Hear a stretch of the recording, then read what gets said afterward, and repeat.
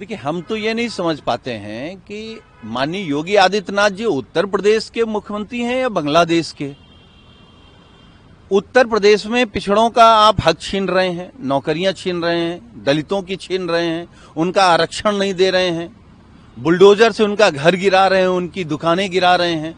तो क्या उत्तर प्रदेश का पिछड़ा और दलित हिंदू नहीं है? उत्तर प्रदेश के हिंदुओं की चिंता नहीं है, उनकी नौकरी छीन लो, उनको फर्जी मुकदमा लिख करके जेल भेज दो, बुलडोजर चला के घर गिरा दो। और बांग्लादेश की आपको चिंता है। चिंता सबकी होनी चाहिए, लेकिन जहां के आप मुख्यमंत्री हैं उसकी चिंता पहले करें।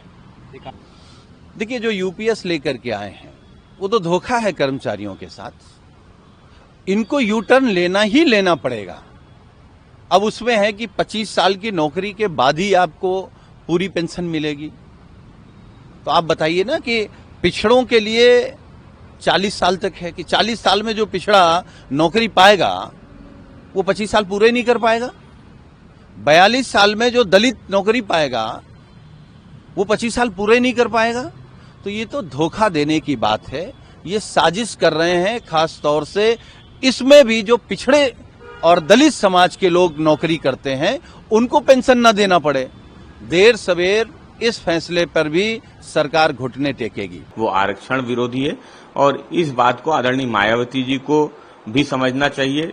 समाजवादी पार्टी इन सारे मुद्दों को लगातार उठाती रही है, आगे भी उठाती रहेगी। जाति जनगणना होगी आने वाले समय में, जब भी इंडिया गठबंधन की सरकार बनेगी। जाति जनगणना इंडिया गठबंधन का, समाजवादी पार्टी का प्रमुख मुद्दा है, पहला मुद्दा है। संविधान को बचाना है, इस देश के आरक्षण को बचाना है, वंचितों को उनका हक दिलाना है। आदरणीय योगी आदित्यनाथ जी, हमारे बोलने पर आपको दिक्कत है और नरेंद्र मोदी जी के करने पर आपके मुंह से कुछ नहीं फूट रहा है। आज की डेट में सशक्त प्रधानमंत्री कौन है? क्या बांग्लादेश में अगर अल्पसंख्यकों पर और विशेष रूप से हिंदू अल्पसंख्यकों पर अगर अत्याचार हो रहा है तो नरेंद्र मोदी जी क्यों मौन धारण किए हुए हैं? क्यों मौन धारण किए हुए हैं गृह मंत्री जी? क्यों मौन धारण किए हुए हैं रक्षा मंत्री जी? क्यों आप कड़ी कार्रवाई और कठोर कार्रवाई नहीं कराते हैं?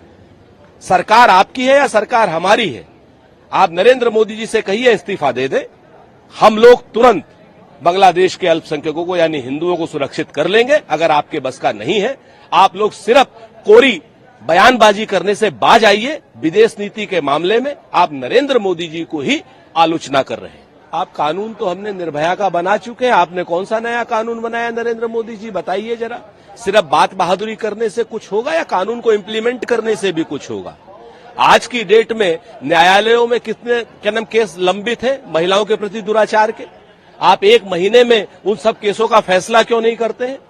अशोक गहलोत जी की तरीके से 7 दिन के अंदर अंदर दुराचार के आरोपी को सजा क्यों नहीं दिलवाते हैं लोअर कोर्ट से?